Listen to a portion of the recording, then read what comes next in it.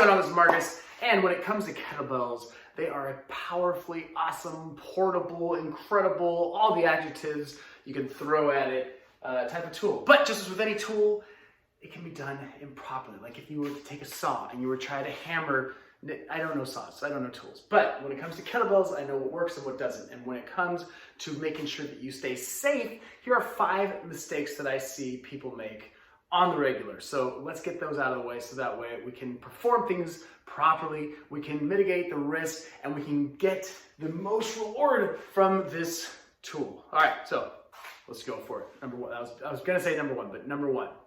All right, I'm over here now. Number one, feeling pain in your back. So this is the number one mistake that I see and the number one complaint that I hear when it comes to kettlebells is when you're doing swings or really anything ballistic is you start to feel this in the back. So let's dissect it. If you look at the swing, there are a couple things happening. Number one, you're hinging. So you're already putting your spine in a potentially dangerous position just because of the amount of stress that you already are putting on it. Just from hinging, just from bending over. Now we're adding a load to it. Now we're adding speed to it. So you put all these parts together and you can see why this can potentially hurt you. So number one thing is we want to make sure above all else that we have the form down. But even if you have the form down and it looks good and it's, for all intents and purposes, looks like a good swing, the one thing that might be missing is intra-abdominal tension, is core tension. When you keep your core tense, this is going to help disperse the amount of pressure that is being put on your body, put on your spine, put on your entire torso. So if you're just getting nice and loose and you're not breathing through that tension and you're keeping everything too loose, then what happens is all that tension starts to build up and it starts to pull. So if I'm having the weight pull me down and I'm feeling that on my lower back, all I have to do is increase that tension through the anterior, through the front of my body.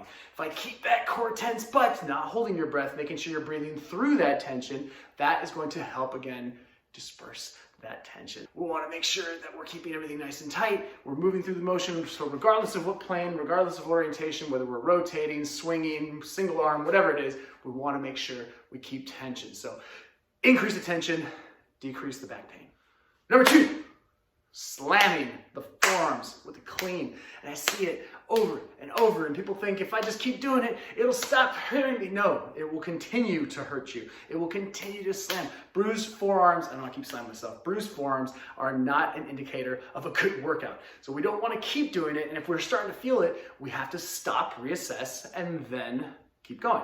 So again, this is assuming you have already practiced cleans, you already know what the movement is, you know it's not a curl, but the common mistake that I see, there's gonna be 2 on this one, so you get a double whammy, is that number 1, grip is way too tight. So if that grip is too tight, look what happens. You're keeping everything too tight, the bell is gonna have no choice but to come up and over and slam. So we wanna have a loose grip, loose enough that the bell can travel seamlessly through the hand, tight enough that it doesn't fly away from you.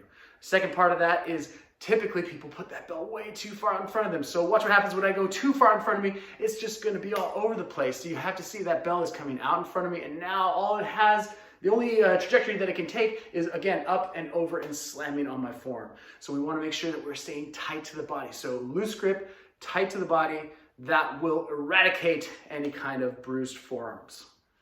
Third mistake I see is people get too squatty on the swing. The swing is an explosive hinge movement. Again, regardless of whether you do stagger stance, bilateral stance, whatever it is, we want to make sure we're hinging. So what you tend to see is this way too squatty of a movement where you're going full squat as that bell starts to come down into the bottom of the downswing. So rather than hinging and letting that elasticity of the hamstrings allow for the bell to swing forward, instead of driving the hips, you're getting a lot more knee bend. So the potential here, and it doesn't always mean it's a bad thing. I'm not saying that you can't have any kind of knee bend. You don't want to have a full lockout through the knees.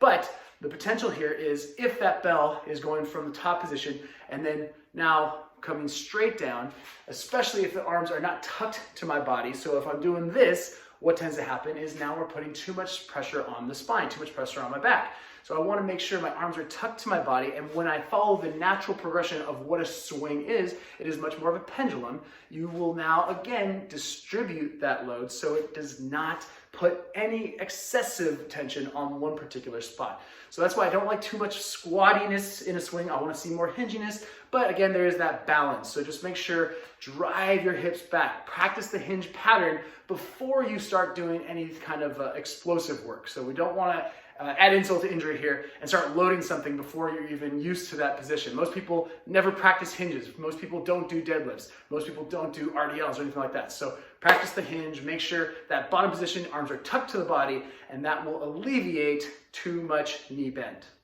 Next issue I see, and it's not just specific to kettlebells, but the reason I bring it up with kettlebells is because there are so many programs that recommend a lot of pressing, and naturally people pick up a kettlebell, they immediately want to press it. So when you're holding that bell in the rack position and starting to press, people start to feel some neck pain. So a couple parts to this. Number one is when you are pressing, typically what I see, or not typically, but what I do see and in different gyms is that your shoulders will rise. So you start to lift your shoulder and then press. And look what happens here. As you press, then you lose that foundation. There's that internal rotation through the shoulder. Your scapula starts to rise. You lose any kind of tension that you should be feeling. And now that tension, rather than feeling it on your mid-back, your lats, your shoulders, you're going to be feeling it a little bit higher through your traps, through your levator, through any part of your neck. So that's putting too much tension, too much pressure. That is only going to increase the potential for pinched nerves and overworked muscles and strains. So we want to make sure keeping your shoulders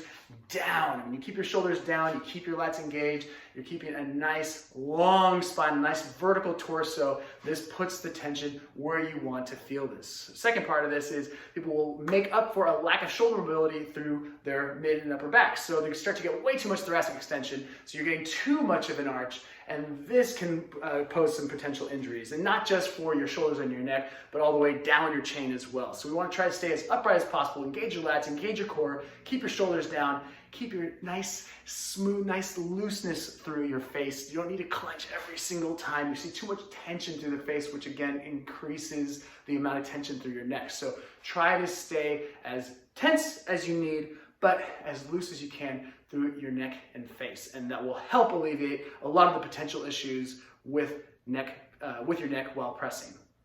Last issue I see is ripped up hands while snatching. Now this is excluding kettlebell sport because the goal is to do as many as you can in a certain amount of time. So not including that in this. I'm talking about just regular trainers and trainees going through it, thinking they're badasses, and just going to the point of that, feeling that pinch. We've all felt that. You start to feel the pinch, and then all of a sudden it starts to burn, and then you put the bell down, and you're like, son of a... You got ripped up calluses, you got ripped up hands, and what do you lose? You lose weeks of training because it sucks to train with ripped up hands. So this kind of goes in line with the problem with kettlebell cleans, is that you got too tight of a grip. So when you are using kettlebells, and this one is specific to the snatch, when you are using performing snatches, you want to again make sure you have a loose enough grip so the bell can rotate freely. If it's too tight and that bell is making contact throughout your entire hand and there is no looseness at all, you don't understand that that disconnect that you have to have as that bell comes down and as you pull that bell up so it wraps around your forearm, then you are going to rip up hands. So it's not like a dumbbell where you can just grip it and rip it. You have to be able to have a nice loose to soft to strong to tense grip. So there's a constant fluctuation there. So that's the number one issue, is as you're coming down, letting that bell go from palm into your fingers. So notice what I'm talking about here. If I'm just keeping a grip on the bell, I will rip up my hands. Again, not talking about kettlebell sport. This is just about kettlebells for fitness and for strength. We want to make sure it's a loose enough grip where that bell is going to bypass the area where you're going to feel that pinch through the palm, through that meaty section of your hands. So again, loose enough grip that's going to allow the bell to move, tight enough grip to not let that bell fly, and you should be good. And again, when it comes to snatches, just stop before you start to feel pain. Stop before you start to feel the skin starting to rip, okay? You're not going to do anything except make a post about it on Instagram and show bloodied hands, and then everyone, we got a badass here. No, nobody's going to say that. They're just going to be like, what a dummy. Don't rip up your hands.